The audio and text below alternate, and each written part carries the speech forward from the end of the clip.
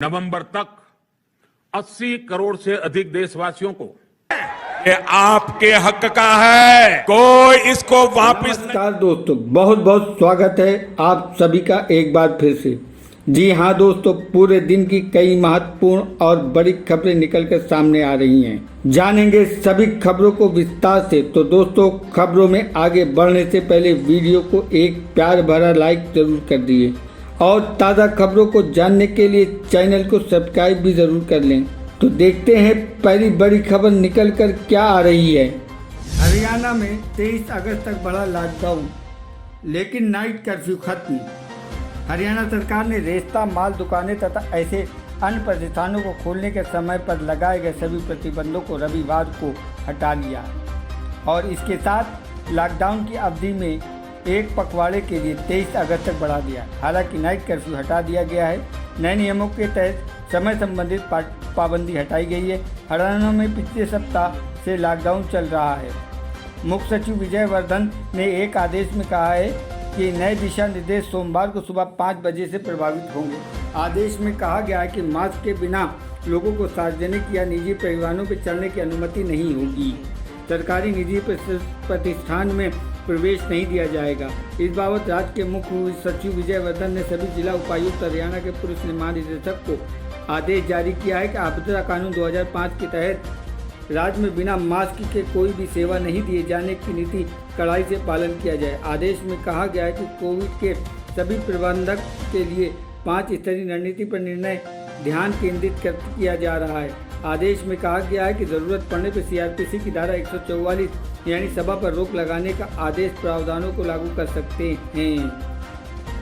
आदेश में कहा गया है कि हरियाणा में 9 अगस्त से 5 बजे से 23 अगस्त सुबह 5 बजे तक महामारी एलर्ट सुरक्षित हरियाणा को अगले एक पखवाड़े के लिए विस्तार दिया जाए।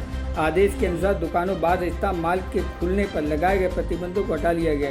अभी तक राज्य को दुकानों को खोलने का समय सुबह 9 बजे से रात 8 बजे के बीच और मॉल को खुलने का सुबह 10 बजे से 8 बजे के बीच अनुमति थी। रेस्ता और बार को खुलने रात सुबह 10 बजे से रात 11 बजे के बीच संचालित करने की अनुमति थी। विधेयकों को पारित कराने के खिलाफ एकजुट होगा विपक्ष। मानसून सत्र के आखिरी हफ्ते में गतिरोध टूटने के आसार नहीं।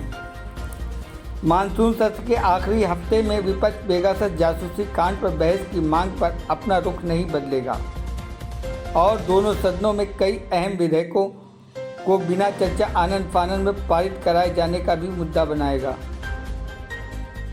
मानसून सत्र के आखिरी हफ्ते में विपक्ष पेगासस जासूसी कांड पर बहस की मांग पर अपना रुख नहीं बदलेगा और दोनों सदनों में कई अहम विधेयकों को बिना चर्चा आनन फानन में पारित कराने जाने को मुद्दा बनाएगा। विपक्ष के नेताओं ने संकेत दिया है कि संसद में विपक्षी आवाज़ की हो रही अनदेखी के साथ विधेयकों को पारित कराने के सवाल को विपक्षी दल राष्ट्रपति के पास ले जाने पर को गंभीरता से विचार कर रहे हैं। संसद में पेगासस पर अपनी बात रख पाने में नाकाम रहे विपक्षी नेताओं ने रविवार को एक संयुक्त वीडियो जारी कर संकेत दिया है कि बीते 14 दिनों से पेगासस कांड पर दोनों सदनों में जारी गतिरोध अगले हफ्ते भी थमने वाला नहीं है। विपक्ष पेगासस जासूसी कांड मानसून सत्र के पहले दिन से ही उठा रहा है। बीते 3 हफ्ते से एकजुट विपक्ष के हंगामे के चलते संसद की कार्रवाई लगातार बाधित रही। संसद में विपक्षी दलों की अगुवाई कर रही कांग्रेस ने आगे की रणनीति को लेकर कहा कि पेगासस और किसानों के मुद्दे पर विपक्षी नेताओं का मानना है कि असल में सरकार गतिरोध को तोड़ना नहीं चाहती। वे पेगासस मुद्दे पर बहस करने के लिए तैयार नहीं है, इसलिए संसदीय परंपरा को गंभीर अनदेखी कर हंगामी अव्यवस्था के बीच औसतन 5 मिनट में विधेयक पारित करा रही है। ऐसे में संवैधानिक मर्यादा पर हो रहे प्रहार का मतलब राष्ट्रपति के समक्ष उठाया जाए, इसको लेकर अभी सभी विपक्षी दल सहमत हैं। लोकतंत्र में कांग्रेस के नेता अधीर रंजन चौधरी ने इस बारे में कहा कि लोकतंत्र में विपक्ष की आवाज़ की अहमियत होती है। हमारे संसदीय इतिहास में अनेकों बार इस तरह के गतिरोध का हल निकालने के लिए सरकारों ने पहल की है, लेकिन मोदी सरकार पेगासस पर बहस की साधारण मांग नहीं मान रही है। उल्टे इस गतिरोध में विधेयक को आनन फानन में पारित कर लोकतंत्र में विपक्ष की आवाज़ पर बुलडोजर चलाने का प्रयास कर रही है। अधीर रंजन चौधरी ने विधेयक को इस तरह से पारित कराए जाने पर विपक्षी दलों के अगले कदम की तैयारी के संकेत देते हुए कहा, जब सरकार ही संसद परंपरा की अनदेखी कर रही है तो एकजुट होकर विपक्ष को इसका विरोध करना ही पड़ेगा। पेगासस पर विपक्ष का आक्रमण रुख सोमवार को दोनों सदनों में जारी रहेगा। इसका साफ संदेश देने के लिए विपक्षी नेताओं ने रविवार को एक ताज़ा वीडियो इंटरनेट पर जारी कर किया।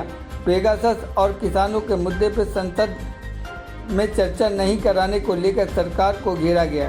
राज्यसभा में तृणमूल कांग्रेस के नेता डेरेक ओब्रियन ने अपने ट्वीट हैंडल पर यह वीडियो जारी किया। इस वीडियो में सरकार से पेगासस और किसानों के मुद्दे पर विपक्ष की बात सुनने की अपील की गई। 3 मिनट के वीडियो में प्रमुख विपक्षी नेताओं की छोटी छोटी क्लिप है। डेरेक ने कहा कि जब सरकार टीवी चैनल विपक्ष के ब्लैक आउट करेगी तो हमारे पास लोगों तक अपनी बात पहुंचाने का यही तरीका है। राज्यसभा के नेता मल्लिका अर्जुन खड़गे ने कहा कि 14 दिन से पेगासस और किसानों के मुद्दे उठाए जा रहे हैं। अगर इसे नकारते हुए बिना बहस किए बिल पारित किए जा रहे हैं। इस संयुक्त वीडियो में कांग्रेस के मनीष तिवारी और दीपेंद्र हुड्डा, राजद के मनोज झा, राकापा के वंदना चौहान, शिवसेना के प्रियंका चटर्जी के अलावा द्रमुक, माकपा, भाकपा, सपा आदि के नेताओं ने पेगासस पर बहस नहीं कराने के लिए सरकार को आड़ो हाथों लिया है। दोस्तों, अगली खबर मुंबई से निकल कर आ रही। 15 अगस्त से शुरू होगी मुंबई लोकल। 2 रोज ले चुके लोगों के लिए सफ़र की अनुमति होगी। महाराष्ट्र के मुख्यमंत्री उद्धव ठाकरे ने रविवार को घोषणा की, पूरी तरह से टीकाकरण वाले लोगों को 15 अगस्त से मुंबई लोकल ट्रेनों में यात्रा करने की अनुमति दी जाएगी। जनता को संबोधित करते हुए कहा, राज्य सरकार में पूरी तरह से टीकाकरण वाले लोगों को छूट पर विचार कर रही है। मैंने उद्योगों से कार्यालय में समय को कम करने के लिए कहा है। सीएम उद्धव ठाकरे ने कहा कि हम अभी भी कुछ ढील दे रहे हैं, लेकिन अगर मामले बढ़ते हैं तो हमें फिर से लॉकडाउन का सहारा लेना होगा। इसलिए मैं आपसे अपील करता हूं, आप कोविड की एक और लहर की आमंत्रित न करें। मुंबई में लोकल ट्रेन उन लोगों के लिए 15 अगस्त से शुरू होगी जिन्होंने वैक्सीन की दोनों डोज लगवा ली है। हम एक ऐप लॉन्च करेंगे जहां लोगों को अपडेट कर सकते हैं कि उन्होंने दोनों खुराक ली है, और जब उन्होंने दूसरी खुराक ली है तो या तो ले ऐप के माध्यम लोग ऐप या कार्यालयों से पास ले सकते हैं। वहीं मुख्यमंत्री ने बताया कि जिनके पास स्मार्टफोन नहीं है वो शहर के नगर पालिका वार्ड ऑफिस के साथ उपनगरीय रेलवे स्टेशनों से फ़ोटो पास ले सकते हैं। जानकारी के मुताबिक मंदिर, रेस्टोरेंट और बार को लेकर कल कोविड टास्क फोर्स की मीटिंग के बाद फैसला लिया जाएगा। चलते हैं अगली खबर की ओर। राहुल का ट्विटर लॉक करने पर भड़की कांग्रेस। फिर से विक्टिम के परिजनों की फोटो शेयर कर किया चैलेंज। कांग्रेस पार्टी का दावा है कि राहुल गांधी का ट्विटर अकाउंट अस्थायी तौर पर लॉक कर दिया गया है। अब इस मामले पर कांग्रेस ने ट्विटर पर गुस्सा निकाला है। राहुल गांधी का अकाउंट ब्लॉक करने के बाद कांग्रेस पार्टी ने भी रेप पीड़िता की पहचान उजागर करते हुए रविवार को ट्वीट इंडिया का उसका अकाउंट लॉक करने की चुनौती दी है। इसके साथ ही कांग्रेस ने ट्वीट पर भेदभाव का आरोप लगाया। कांग्रेस ने कई ऐसे अकाउंट को साझा किया है जिस पर रेप विक्टिम के परिजनों की फ़ोटो शेयर की गई है। कांग्रेस ने ट्वीट कर लिखा है कि ट्विटर इंडिया हमारा भी अकाउंट लॉक कर दो। हम आपको चुनौती देते हैं कि न्याय के लिए लड़ने और सच को उजागर करने में हमें कुछ नहीं रोक सकता। इसके साथ ही राहुल गांधी ने उस ट्वीट को स्क्रीनशॉट शेयर किया है जिसमें रेप विक्टिम के परिजन दिख रहे हैं, जिसकी वजह से राहुल गांधी के ट्विटर हैंडल को ट्विटर ने लॉक किया गया था। इसके साथ कांग्रेस ने मैं भी राहुल गांधी का नाम एक हैशटैग भी चलाया है। वहीं दूसरी तरफ कांग्रेस के राष्ट्रीय महासचिव रणदीप सुरजेवाला ने ट्विटर पर लिखा है कि वाह मोदी जी, 2 अगस्त को राष्ट्रीय अनुसूचित जाति के आयोग दिल्ली की अबोध बेटी से मुलाकात कर मां बाप की फोटो ट्विटर पर लगाए तो सही। भाजपा की पूर्व सांसद व एससी आयोग की मेंबर 3 अगस्त को मां बाप की फोटो ट्विटर पर लगाए तो ठीक, और राहुल गांधी की बेटी के लिए न्याय मांगे तो अपराध। इसके साथ उन्होंने स्क्रीनशॉट भी शेयर किया है। सुरजेवाला ने ट्विटर के माध्यम से आरोप लगाया, मोदी सरकार दलित की बेटी को न्याय देने के बजाय हमदर्दी व न्याय मांगने वाले बुलंद आवाज़ को दबाने का षड्यंत्र कर रही है।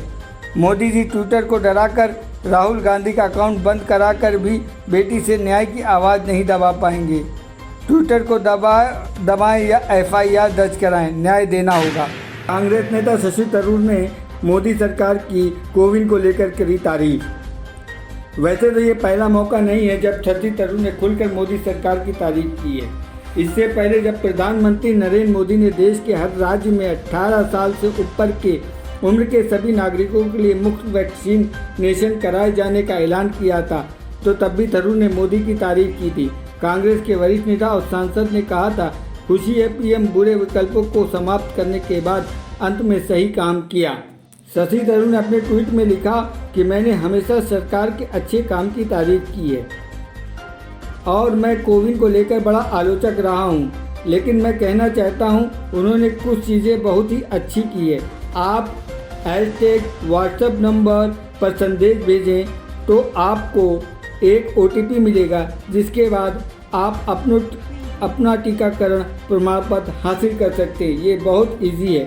शशि थरूर का ये ट्वीट सोशल मीडिया पर काफ़ी वायरल हो रहा है। लोग इस पर काफ़ी प्रतिक्रियाएं दे रहे हैं। कोविन को लेकर मालूम हो कि रविवार को स्वास्थ्य मंत्री मनसुख मंडाविया की ओर से बड़ा ऐलान किया गया। जब किसी को भी कोविड टीकाकरण का प्रमाण पत्र WhatsApp के माध्यम से प्राप्त हो जाएगा।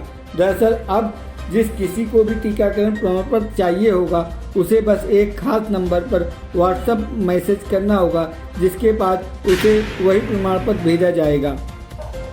अगली खबर दिल्ली से निकल के आई। दिल्ली में 9 अगस्त से 10वीं और 12वीं की कक्षा के छात्रों के लिए खुलेंगे स्कूल। दिल्ली आपदा प्रबंधन DDMA ने रविवार को घोषणा की कि राष्ट्रीय राजधानी में स्कूल 9 अगस्त से आंशिक रूप से फिर से खोल सकते हैं।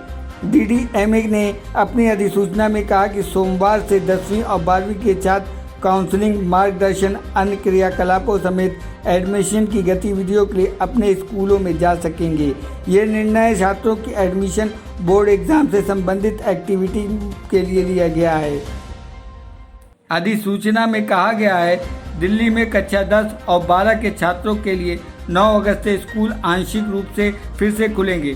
छात्र प्रवेश संबंधी कार्यों के लिए अपने स्कूलों का दौरा कर सकते हैं, जिसमें बोर्ड परीक्षा से संबंधित परामर्श, मार्गदर्शन, व्यवहारिक गतिविधियाँ शामिल हैं। शिक्षा निदेशालय इस संबंध में दिशा निर्देश जारी करेगा ताकि कोविड नियमों का पालन किया जा सके और बच्चों को सुनिश्चित किया जा सके। दिल्ली के उप मुख्यमंत्री मनीष सिसोदिया ने शुक्रवार 7 अगस्त को दिल्ली आपदा प्रबंधक के साथ बैठक रखकर राजधानी में स्कूल फिर खोलने के मामले मूल्यांकन करने के लिए विशेषज्ञों की एक समिति गठित करने का निर्णय लिया गया है।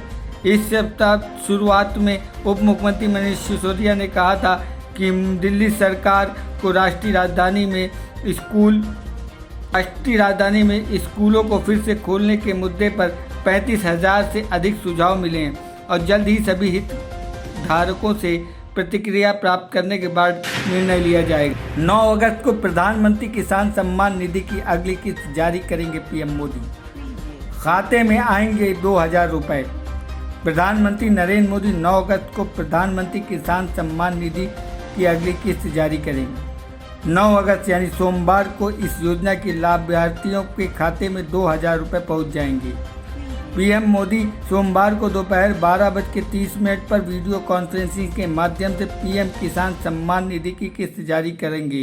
गौरतलब है कि PM किसान योजना के तहत प्रतिवर्ष किसान परिवारों को 6,000 रुपये प्रदान किए जाते हैं। केंद्र की ओर से ये रकम किसानों के खाते में 3 बार में ट्रांसफर की जाती है। योजना के तहत अब तक 1.38 लाख करोड़ रुपए से अधिक राशि किसानों के खाते में भेजी जा चुकी थी। इस योजना से 9.75 करोड़ परिवार को होंगे लाभान्वित। सरकार की ओर से जारी विज्ञप्ति में कहा गया है कि इससे 9.75 करोड़ से अधिक किसान परिवारों को 19,500 करोड़ रुपए से अधिक की राशि सीधे उनके खाते में ट्रांसफर की जाएगी।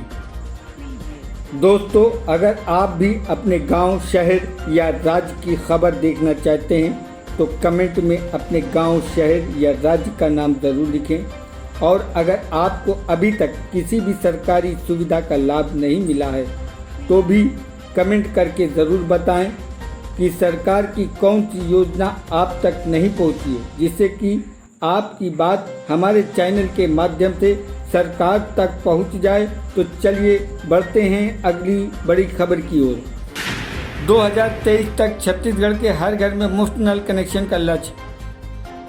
भारत सरकार के जल शक्ति मंत्री गजेंद्र सिंह शेखावत और मुख्यमंत्री श्री भूपेश बघेल की उपस्थिति में आज यहां मुख्यमंत्री श्री निवास कार्यालय रायपुर में आयोजित बैठक में छत्तीसगढ़ में जल जीवन मिशन के प्रगति की समीक्षा की गई। बैठक में छत्तीसगढ़ के लोक स्वास्थ्य तांत्रिक मंत्री गुरु श्री रुद्र कुमार, कृषि और जल संसाधन मंत्री श्री रविंद्र चौबे, मुख्य सचिव अमिताभ जैन, राष्ट्रीय जल जीवन मिशन के संचालक श्री भरत लाल, सुश्री रूपा मिश्रा और श्री अमित शुक्ला, छत्तीसगढ़ लोक स्वास्थ्य यांत्रिक विभाग के सचिव श्री सिद्धार्थ कोमल सिंह परदेसी उपस्थित थे। मुख्यमंत्री भूपेश बघेल ने बैठक में कहा कि छत्तीसगढ़ में जल जीवन मिशन का काम एक अभियान के रूप में किया जा रहा है। वर्ष 2023 तक राज्य के हर घर में मुफ्त नल कनेक्शन देने का लक्ष्य है। इस मिशन में प्रति व्यक्ति प्रतिदिन 55 लीटर के मान से जल की आपूर्ति की जानी है।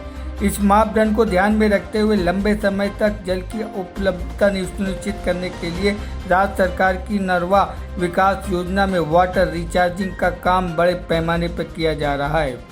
पिछले 2.5 वर्षों में वन विभाग तथा जल संसाधन विभाग, पंचायत व ग्रामीण विकास विभाग सहित अन्य विभागों के समन्वय में किए गए जा रहे वाटर रिचार्जिंग के कार्य से कई क्षेत्रों के जल स्तर में उल्लेखनीय वृद्धि की दर्ज की गई है।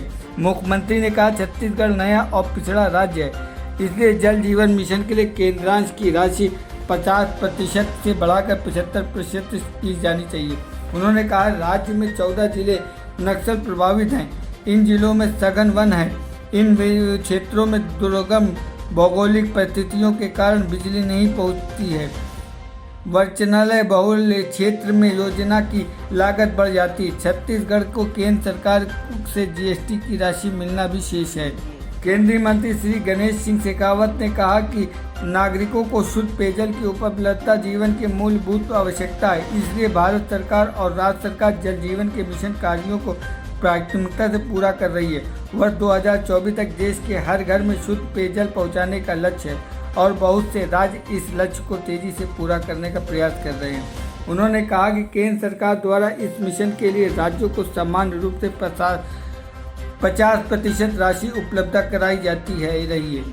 उन्होंने कहा कि ऐसे गांव जहां पहले से ही नल जल योजना संचालित है और वहां कुछ घरों में पानी पहुंचाने का काम बच गया है, ऐसे गांव में प्राथमिकता के आधार पर जल जीवन मिशन के कार्य पूर्ण किए जाएं और इससे कार्य की गति आएगी। उन्होंने कहा कि लोक स्वास्थ्य यांत्रिक विभाग का काम केवल पेयजल योजना के निर्माण योजना की ही नहीं बल्कि पेयजल योजनाओं के नियमित संचालन, समुचित मात्रा में गुणवत्तापूर्ण जल की आपूर्ति, समय समय पर वाटर टेस्टिंग का काम भी करना भी है। केंद्रीय मंत्री ने जल जीवन मिशन के कार्यों की नियमित समीक्षा की आवश्यकता पर बल दिया है। इस सरकारी योजना से किसानों को मिल रहा है सस्ते ब्याज पर लोन का फायदा। ऐसे करें अप्लाई। पीएम किसान योजना के तहत सरकार किसानों को बेहद ही कम और सस्ते दर पर लोन उपलब्ध कराती है। इस योजना की शुरुआत भारत सरकार के द्वारा किसानों को सस्ते और कम दर पर लोन उपलब्ध कराने के उद्देश्य से दी गई थी। अगर आप पेशे से किसान हैं और सस्ते दर पर लोन लेना चाहते हैं तो पीएम किसान योजना के लिए सबसे अच्छा विकल्प साबित हो सकता है। पीएम किसान योजना के तहत सरकार किसानों को बेहद ही कम और सस्ते दर पर लोन उपलब्ध कराती है। आप इस सस्ते लोन सुविधा का लाभ सरकार के आत्मनिर्भर योजना भारत योजना के तहत बनने वाले किसान क्रेडिट के जरिए उठा सकते हैं। इस योजना की शुरुआत भारत सरकार के द्वारा सरकार के सस्ते और कम दर पर लोन उपलब्ध कराने के उद्देश्य से की गई थी। इन बैंकों में उपलब्ध क्रेडिट कार्ड बनवाने की सुविधा है।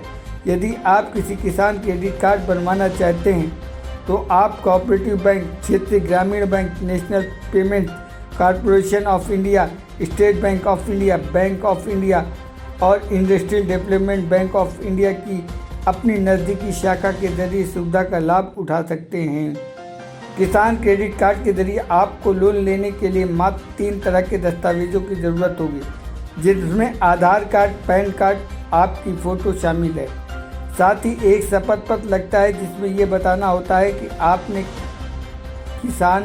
किस बैंक और से कर्ज तो नहीं लिया है। किसान क्रेडिट कार्ड अप्लाई करने के लिए सबसे पहले आपको pm-kisan.government.in वेबसाइट पर जाकर KKC फॉर्म को अपलोड करना होगा और उसके प्रिंट करा के अपनी नज़दीकी बैंक शाखा में जमा करना होगा। इसके ज़रिए कोई भी किसान 3 लाख तक का लोन ले सकता है, जिस पर 9% का ब्याज लगता है। लोन पर लगने वाले ब्याज पर सरकार की तरफ से 2% की सब्सिडी दी जाती है, जिसके बाद आपको 7% के ब्याज देना होता है।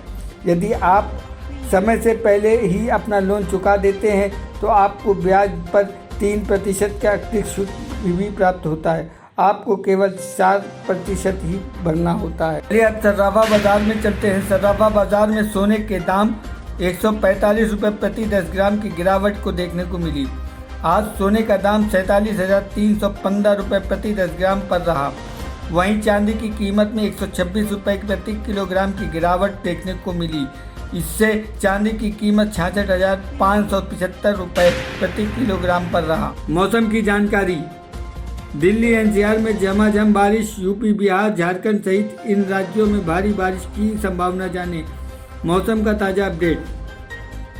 मौसम विभाग के मुताबिक उत्तराखंड, हिमाचल प्रदेश, उत्तर प्रदेश, उत्तरी हिस्से, बिहार, झारखंड, पश्चिम बंगाल, सिक्किम में 10 अगस्त से भारी बारिश होगी। पूर्वी उत्तर प्रदेश, पश्चिम बंगाल और सिक्किम में सुबह 10 और 11 अगस्त को भारी बारिश वर्षा होने की संभावना। कई राज्यों में भारी बारिश से जहां जनजीवन अस्त व्यस्त है, वहीं कई राज्यों में बाढ़ से बुरा हाल है। राष्ट्रीय राजधानी दिल्ली में बारिश होने से मौसम का मिजाज बदल गया है। दिल्ली में हल्की बारिश ने ही लोगों की गर्मी से राहत दी। इसी बीच मौसम विभाग ने राष्ट्रीय राजधानी दिल्ली, मध्य प्रदेश और राजस्थान के कुछ इलाकों में बारिश होने की संभावना जताई है। मध्य प्रदेश के बाद जिलों में भारी बारिश का अलर्ट जारी किया है, तो वहीं दिल्ली में आज और कल हल्की सी मध्यम बारिश होने की अनुमान है। उत्तरी मध्य प्रदेश आसपास के इलाकों पर बना हुआ कम दबाव का क्षेत्र अब धीरे धीरे कमजोर हो रहा है। वहीं दिल्ली, उत्तर प्रदेश, पंजाब, हरियाणा में अगले 3 दिन तक रुक रुक कर बारिश होने की संभावना जताई गई है। मौसम विभाग ने बताया कि 10 अगस्त से उत्तराखंड, उत्तरी उत्तर प्रदेश और देश के पूर्वी हिस्से में बारिश की गतिविधियों में बढ़ोतरी होगी। पश्चिम मध्य प्रदेश और पूर्वी राजस्थान में अगले 2 दिन तक बारिश का दौर जारी रहेगा। इसके बाद यहां मानसून कमजोर पड़ना शुरू हो जाएगा। वैसे 8 अगस्त को इन इलाकों में व्यापक वर्षा होने का पूर्वानुमान है। तो दोस्तों, ये थी अब तक की सभी बड़ी खबरों की अपडेट्स। टुडे ब्रेकिंग न्यूज़ और लेटेस्ट खबरों को देखने के लिए हमारे चैनल को सब्सक्राइब जरूर कर लें। वीडियो लाइक और शेयर ज़रूर कर दें अपने दोस्तों और रिलेटिव के साथ। तो दोस्तों, आपसे फिर मिलेंगे काम की खबरों और सरकारी योजनाओं की एक और नई वीडियो के साथ। तब तक के लिए धन्यवाद दोस्तों।